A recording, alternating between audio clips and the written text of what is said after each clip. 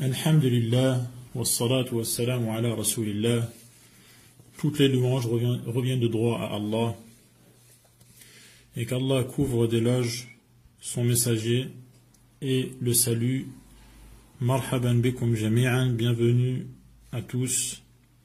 Nous continuons la série sur les noms d'Allah, le plus important de tous les sujets. Connaître Allah, connaître notre Créateur, savoir pourquoi il nous a créés, qu'est-ce qu'il attend de nous, qu'est-ce qu'il nous a réservé, qui est-il, quelles sont ses qualités dont la connaissance aura un effet pour chaque nom qu'on saura, pour chaque qualité qu'on découvrira. Cela aura un impact dans nos cœurs et l'illuminera et le fera vivre et en débarrassera les défauts et autres imperfections. Et le plus haut degré de vérité est ce qu'Allah lui-même a dit, ce qu'il a révélé à ses prophètes, notamment au dernier, dans son livre, Al-Qur'an, dans lequel il annonce à plusieurs reprises ce qui signifie qu'Allah dit la vérité, qu'il est le plus véridique, où il demande quelle parole est plus véridique que celle d'Allah, où il affirme que personne ne peut informer de ces choses aussi bien que celui qui connaît tout, c'est-à-dire Allah lui-même, où il nous interpelle en disant, en nous interrogeant, êtes-vous les plus savants ou est-ce Allah?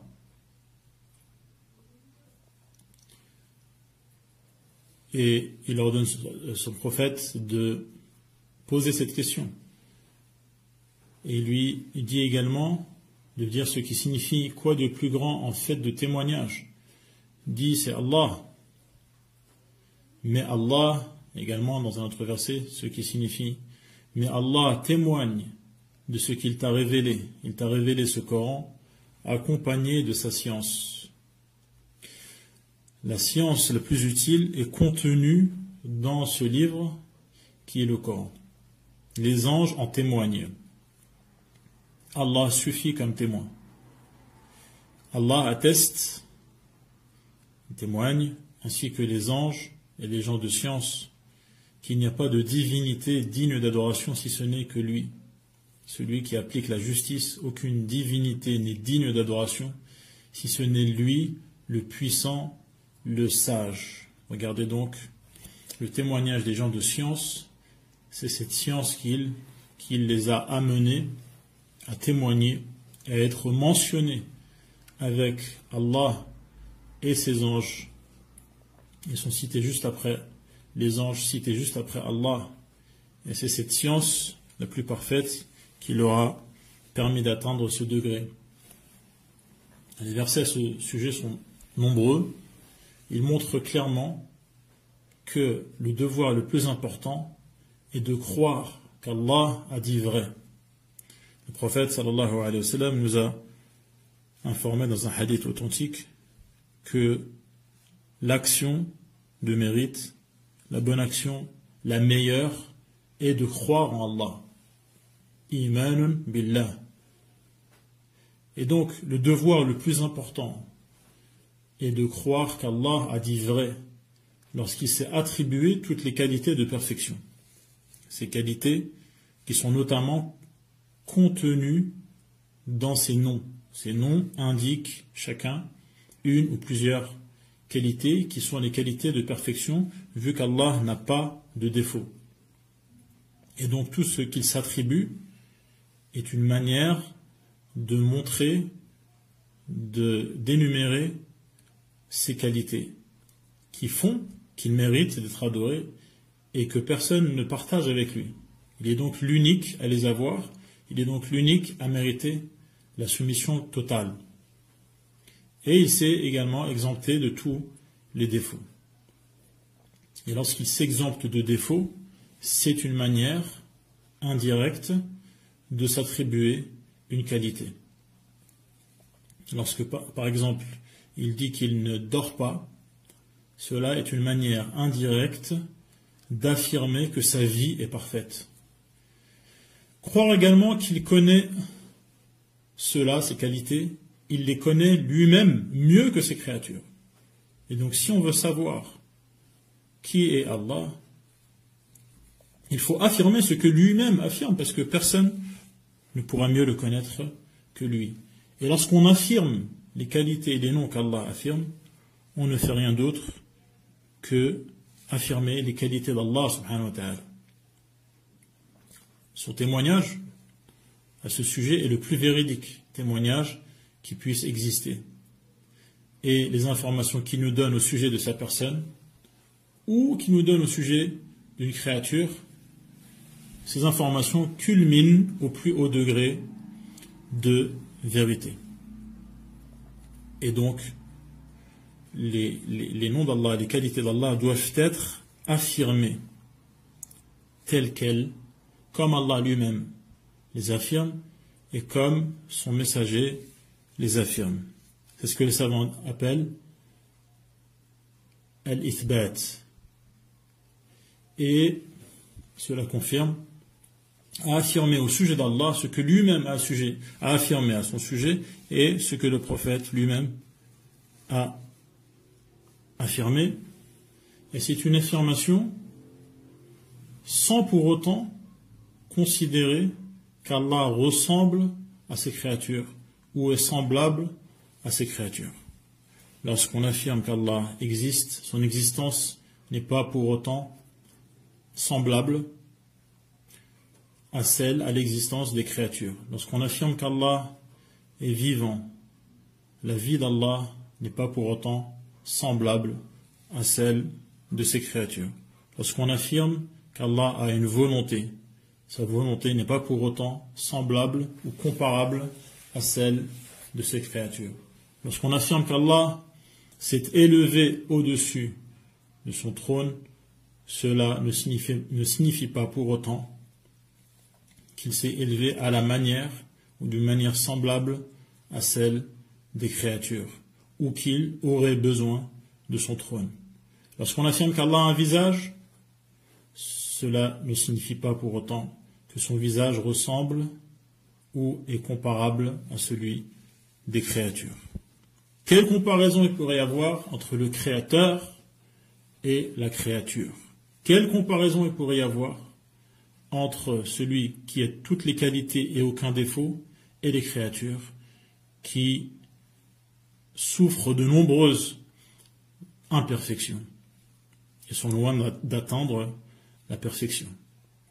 Quelle comparaison il pourrait y avoir entre celui qui n'a besoin de rien alors que tout a besoin de lui et les créatures qui sont dans le besoin constant pour exister et continuer à exister? Et également, croire en Allah subhanahu wa ta'ala consiste à nier à son sujet toute imperfection, sans pourtant tomber dans la négation des qualités elles-mêmes. Et on retrouve cette règle dans le verset où Allah subhanahu wa ta'ala dit Laysa kamithlihi shay wa huwa as-sami'ul basir. Rien ne lui est comparable, rien ne lui ressemble, cependant il est celui qui entend tout et qui voit tout. Il y a donc une négation de l'imperfection, une négation de la ressemblance aux créatures, de la comparaison aux créatures. Cependant, cela ne signifie pas qu'Allah n'a pas de qualité. La négation de l'imperfection consistant à ressembler aux créatures, ne signifie pas qu'Allah n'a pas de qualité. Il a des qualités qui lui sont propres et pour lesquelles il est unique. C'est pour cela qu'il dit à la fin du verset wa huwa as-sami'ul basir. Il est cependant celui qui voit, celui qui entend, celui qui entend, celui qui voit tout, qui entend tout, et il en est de même pour toutes les autres qualités. Celui qui existe, celui qui est vivant, celui qui a toute la force, celui qui a la sagesse, l'omniscience, etc., etc., pour toutes les qualités. Donc on affirme, et les affirmer ne signifie pas, l'anthropomorphisme ne signifie pas une assimilation d'Allah à sa créature. Car les qualités du Créateur sont propres à la grandeur, la splendeur et la majesté du Créateur, tandis que les qualités et les attributs des créatures correspondent à leur faiblesse et à leur dépendance. Il ne faut donc avoir aucun doute concernant n'importe quelle information donnée par Allah, à commencer par les informations qu'il donne à son sujet. Il faut en avoir le cœur profondément convaincu, si bien que rien ne puisse contredire ou remettre cela en cause. Il faut avoir la certitude que rien ne pourrait contredire l'information donnée par Allah ou par son messager, à lui éloge et salut, et donc que tout élément qui serait en contradiction avec ce qu'il y a dans le Coran et dans le Hadith serait forcément faux par essence, et serait forcément déclaré comme tel. Quelle que soit la raison ou l'argumentation ayant permis de l'avancer. À partir du moment où on sait qu'Allah est vrai et qu'il dit la vérité, que son livre est vrai, que son prophète est vrai, qu'il dit la vérité, cela implique de savoir qu'il est impossible qu'une science valide, acceptable, puisse aller à l'encontre de ce qu'Allah a affirmé. Et donc, les nombreux versets, comme ceux dont on a mentionné la traduction, montrent clairement que la foi, reposant sur les informations données par Allah et par son messager, cette foi est assise sur des bases solides, que dis-je, sur la base de toutes les bases. Même en supposant l'existence de thèses, d'idéologies, de convictions contraires, en supposant cela, cela ne remettrait pas en cause. Que dire alors quand on sait que les arguments tirés de la raison, de l'instinct de l'être humain, de ce qu'il ressent profondément de manière innée, et également les arguments observés dans la nature et le corps humain confirment tous les faits avancés par Allah. Lorsqu'Allah affirme à son sujet qu'il est Hakim, qu'il fait les choses de manière parfaite et avec la plus grande des maîtrises, on voit la confirmation de cela dans nos propres corps et le fonctionnement de chaque cellule avec sa fonction dédiée et l'harmonie entre les différents éléments constitutifs de notre corps. On voit la confirmation qu'Allah est effectivement Hakim, sage. On le voit également dans l'organisation des écosystèmes, de la faune, de la flore, de l'univers. Donc, ce qu'Allah crée confirme ce qu'Allah dit. Tous ces arguments témoignent de la véracité et de l'intérêt des informations qu'on retrouve dans le Coran. C'est pour cela qu'Allah fait l'éloge de l'élite parmi ses créatures, ceux qui tirent profit de leur raison, car leur foi repose sur cette base, la base d'avoir pour conviction que tout ce qu'Allah dit est la vérité, conviction qui est confortée par les observations autour de nous et dans le propre corps, et par le raisonnement saint. Et cette élite parmi les créatures disent ce qui signifie « Seigneur, nous avons entendu l'appel de celui qui a appelé à la foi, croyez en votre Seigneur, et alors nous avons cru. » Ce sont ces gens doués de raison et qui utilisent cette raison, qui ont médité sur ce qu'ils voient autour d'eux, le ciel, la création du ciel, la terre. Ils ont vu en cela des arguments, des signes qui confirment l'appel du prophète sallallahu alayhi wa sallam, à lui éloge et salut, qui les a appelés à la foi, et ils ont répondu présent. Et Allah fait leurs éloges. Ils ont dit également, ces créatures douées de raison, nous avons entendu et obéi. Et également, ces gens-là, lorsqu'ils écoutent des propos, ils en suivent les meilleurs. Voilà ceux qu'Allah a guidés, et voilà les doués d'intelligence. Et donc, on comprendra que toute thèse ou doctrine innovée et non justifiée par une révélation divine, révélation qui fait autorité, qui n'est et toute thèse donc qui n'est ni bâtie sur le livre d'Allah, ni sur la sunna, les paroles du prophète, toutes ces thèses, toutes ces doctrines, eh bien, on comprendra qu'elles sont fausses et qu'elles ne manifestent aucune lucidité, car ce seront des gens qui ont préféré le fruit de leur raison, mais une raison qui n'est pas purifiée par les vérités de la croyance, ni nourrie par la foi correcte et la certitude profonde.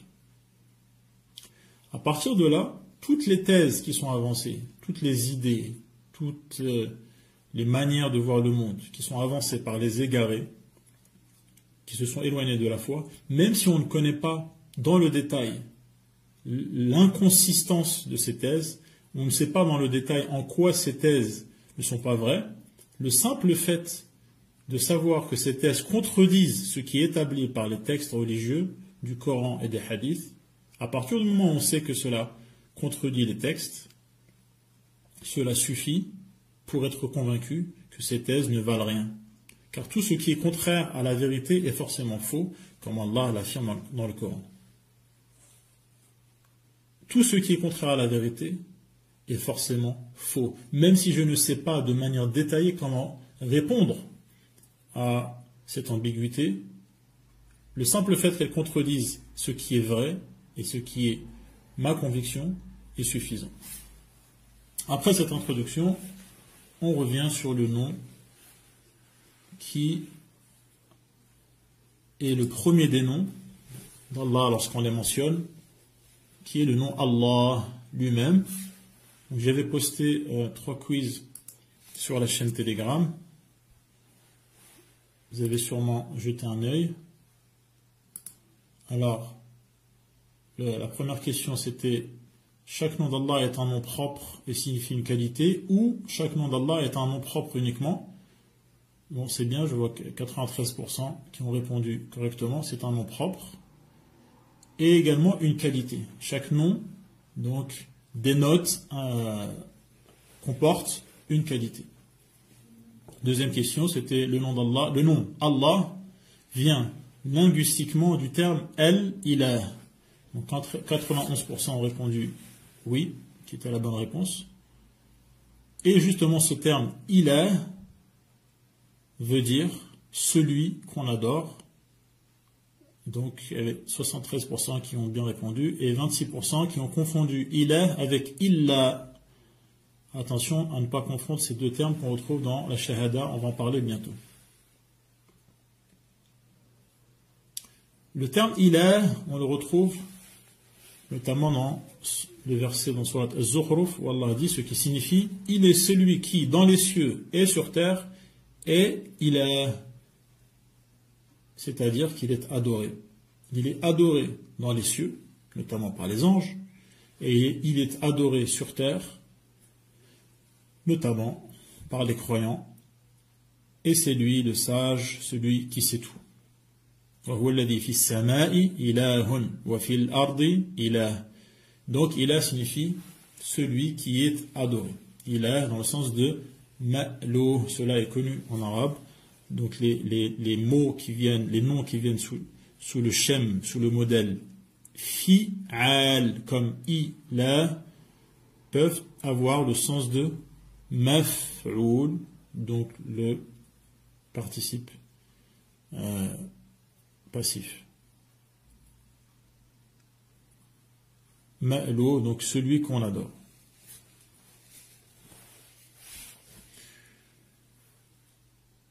Et le verset signifiait donc que les habitants du ciel et ceux de la terre l'adorent, et ils l'adorent de gré ou de force, car ils sont tous soumis à sa grandeur.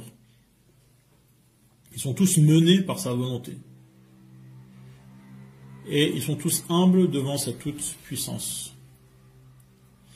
Et également, les adorateurs du Clément, les adorateurs d'Allah, lui vouent un culte, et donc eux, ils lui vouent un culte volontaire, de degré donc, et ils fournissent tous les efforts possibles en l'adorant de tout leur cœur, dont toutes leurs paroles et tous leurs actes, selon leur degré et les places qu'ils occupent.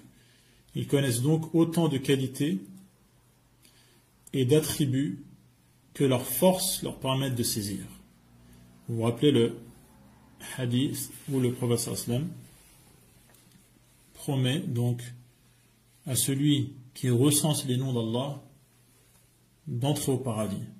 Et donc, les véritables adorateurs d'Allah vont chercher de toute leur force à connaître autant de qualités et d'attributs et de noms que leurs forces leur permettent d'apprendre et de retenir et de comprendre et de mettre en application, c'est-à-dire d'agir conformément à ce que signifient ces noms et ces attributs.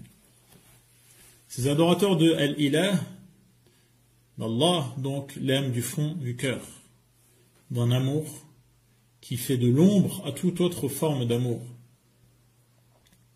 Si bien que l'amour qu'ils éprouvent pour Allah n'est pas mis à mal par celui qu'ils ont pour leurs enfants, leurs parents ou toute autre chair, et un amour donc, qui serait naturel ou qui serait un amour pour Allah, car ces élites ont subordonné tout ce qu'ils aiment à l'amour d'Allah. Ils aiment ce qu'Allah aime.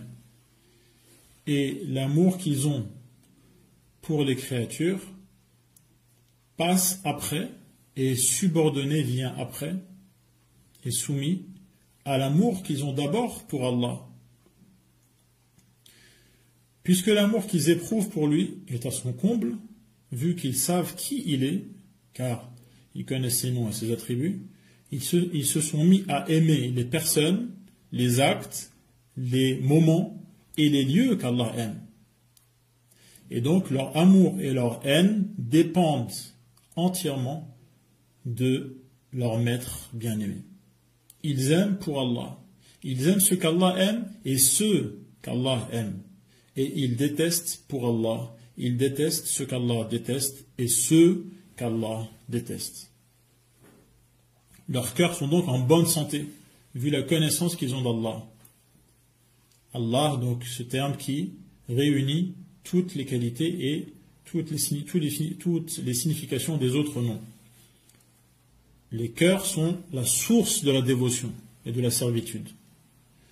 Et puisque leur cœur à eux, ces esclaves d'Allah, qui le connaissent, puisque leur cœur déborde d'amour, alors ces élites se mettent en quête de sa proximité. Ils cherchent à être de plus en plus proches d'Allah. Ils sont en quête également de l'agrément d'Allah. Ils veulent qu'Allah soit satisfait d'eux. Pour y parvenir, ils emploient l'effort, le labeur mis en œuvre lorsqu'il s'agit d'appliquer ses ordres ou ceux de son messager, à lui éloge et salut. Ils emploient cet effort également pour abandonner tout ce que Allah a interdit, pour se débarrasser de tout ce que le prophète a interdit. Car ils sont convaincus qu'Allah mérite cela. Ils sont convaincus que c'est leur devoir vis-à-vis d'Allah et qu'ils ont été créés pour cela. C'est ainsi qu'ils devinrent, ces esclaves d'Allah, sujets et objets de l'amour d'Allah. Ils aiment Allah et ils sont également aimés par Allah. Comme Allah les décrit dans le Coran. Yuhibbuhum wa yuhibbuna. In kuntum tuhibbuna Allah fattabi'uni yuhibbukum Allah. Et notamment par leur conformité à la voie du prophète, à lui éloge et salut, ils se sont attirés l'amour d'Allah. Leur servitude a donc atteint la perfection, ainsi que l'adoration vouée à leur Seigneur. Ils sont de parfaits serviteurs d'Allah, soumis à Allah, et ils sont également de parfaits adorateurs d'Allah. C'est ainsi qu'ils ont mérité de devenir ces véritables adorateurs. Ils ont mérité, car c'est une faveur venant d'Allah. Comme on peut le voir dans le verset où Allah dit وَعِبَادُ الرَّحْمَنِ, ce sont les esclaves du Rahman. Ils sont annexés, ils sont cités juste après Allah, avec le complément du nom, les serviteurs du tout miséricordieux. Et cette proximité, le fait d'être les serviteurs de Ar-Rahman, d'Allah, du tout miséricordieux, c'est une faveur, c'est un degré suprême qu'ils ont atteint, car Allah a eu pitié d'eux, justement, et c'est le nom qu'on verra juste après Allah, Ar-Rahman, et également Ar-Rahim. C'est parce qu'Allah a eu pitié d'eux qu'il les a mentionnés, et a mentionné leurs qualités, et leur a permis d'être ses esclaves et ses serviteurs. Allah les mentionne en détail à la fin de Surat Al-Furqan, et en ayant choisi le nom Ar-Rahman, Allah nous fait comprendre que leurs qualités, les qualités de ses serviteurs, ne sont que le résultat de sa clémence. Ils ont pu, ces gens, avoir accès à ce mérite, à faire partie de l'élite, grâce à la clémence d'Allah. Et Allah les a donc gratifiés de son amour, de sa proximité, de son agrément, de sa récompense et de sa générosité, grâce à sa clémence, en fait. On comprend ainsi qu'accorder cet amour, qui est l'esprit même de l'adoration, l'amour d'Allah, l'adoration pour laquelle ils ont été créés. On comprend donc qu'accorder cet amour à un autre qu'Allah, c'est se tromper de destination. Celui qui ferait cela, qui destine cet amour, qui est une forme d'adoration et de soumission à Allah, celui qui fera cela en détournant cet amour vers un autre qu'Allah, commettrait également un gâchis et ferait à sa propre personne le pire des torts, puisqu'il la priverait de son droit le plus élémentaire, le droit d'être un esclave d'Allah. Voilà pourquoi le polythéisme, al-shirk, mérite d'être la plus grave injustice. Inna ash-shirka la zulmun azim. La grave injustice n'est autre que le polythéisme. Al-shirk. Voilà pourquoi le polythéiste mérite le feu à perpétuité, privé à jamais de l'accès au paradis. Innahu man yushrik billah faqad harrama Allahu alayhi al-jannah. Ce dernier, ce paradis, est en effet le pays des bons, le pays des gens qui ont adoré Allah comme il se doit, qui ont adoré Allah de manière exclusive. Dans plusieurs passages, Allah a cité ensemble donc ces significations, cette dualité, c'est-à-dire qu'Allah a la qualité de divinité, il est donc Al-Ilah, et qu'il est effectivement adoré et qu'il doit effectivement être adoré. Comme Allah dit à Moïse, ce qui signifie je suis Allah, aucune divinité n'est digne d'adoration à part moi. Adore-moi donc et accomplis la prière pour te rappeler de moi. Également, nous n'avons envoyé avant toi aucun messager sans lui révéler il n'y a de divinité digne d'adoration que moi. Adorez-moi donc. Également, adore-le donc et sois constant dans son adoration. Lui connais-tu un semblable? Puisqu'il n'a aucun semblable, il est le seul à réunir les qualités, il est donc le seul ilah, et il est donc le seul à mériter d'être adoré. C'est le sens de la ilaha illallah. Une personne qui aurait des qualités semblables n'existe pas, semblable à celle d'Allah. Et donc, une personne qui mériterait d'être adorée n'existe pas. C'est le sens de la formule de pureté, la ilaha illallah, nul autre qu'Allah n'est adoré en droit, n'est adoré de manière légitime, il a le droit d'être adoré, il mérite d'être adoré. Cela inclut de nier qu'un autre qu'Allah, quel qu'il soit, puisse occuper donc ce degré de divinité ou mériter ne serait-ce qu'une once, qu'une ombre d'adoration. On ne destine donc l'adoration à personne d'autre qu'Allah, que cette adoration soit visible ou secrète. La qualité de divinité est entièrement attribuée à Allah. Seul lui mérite qu'on lui adresse cette adoration qui est donc habitée par l'amour, la convoitise espérée, donc la récompense, la crainte et l'entier dévouement. Une adoration qui est soutenue par la soumission et l'humilité, qui tient sur la soumission et l'humilité, entièrement, sans restriction. Oui, Allah est bien l'unique être adoré, loué et complètement vénéré à juste titre. Allah est bien l'être majestueux et magnanime et miséricordieux, et c'est par sa miséricorde, par sa rahma, qu'il nous permet de le connaître et de l'adorer. C'est ce qu'on verra plus en détail, Inch'Allah, lors de la prochaine émission. Je vous donne rendez-vous lundi prochain, Inch'Allah. Wassalamu alaikum wa rahmatullahi wa barakatuh.